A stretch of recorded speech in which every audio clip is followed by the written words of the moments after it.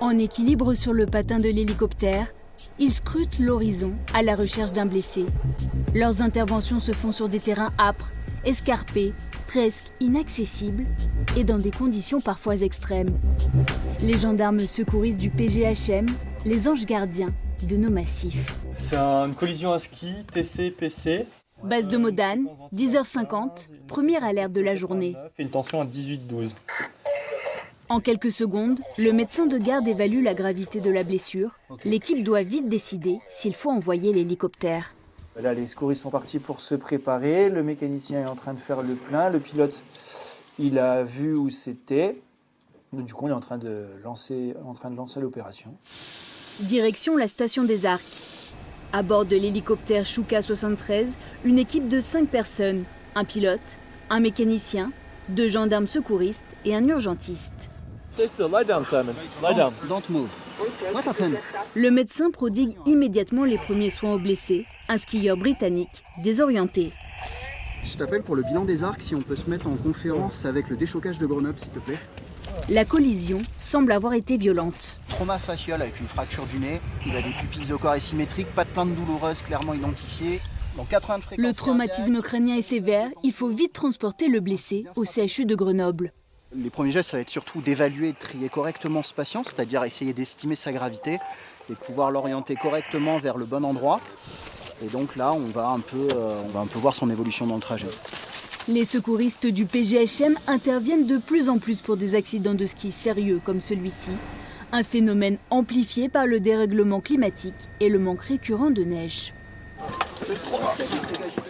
La qualité de la neige, ça dépend des hivers qu'on a maintenant. Voilà.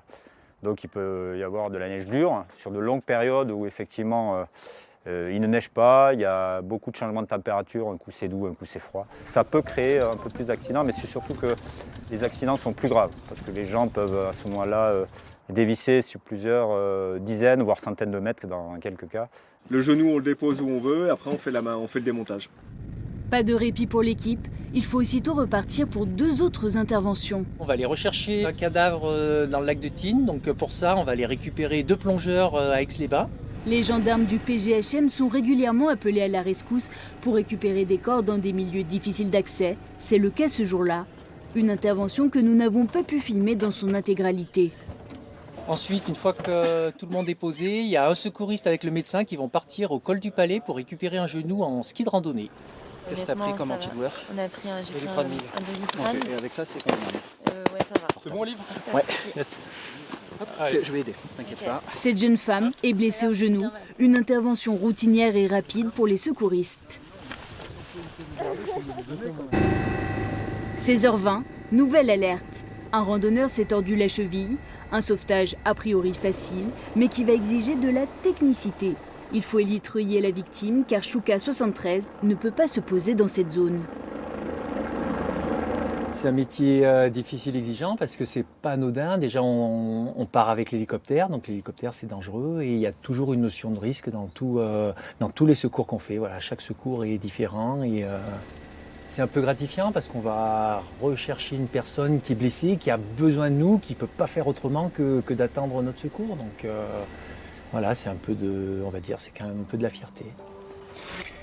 Un engagement nourri de fierté et de risque au quotidien pour cette unité d'élite de la gendarmerie. Les secouristes de Modane réalisent en moyenne 350 interventions chaque année.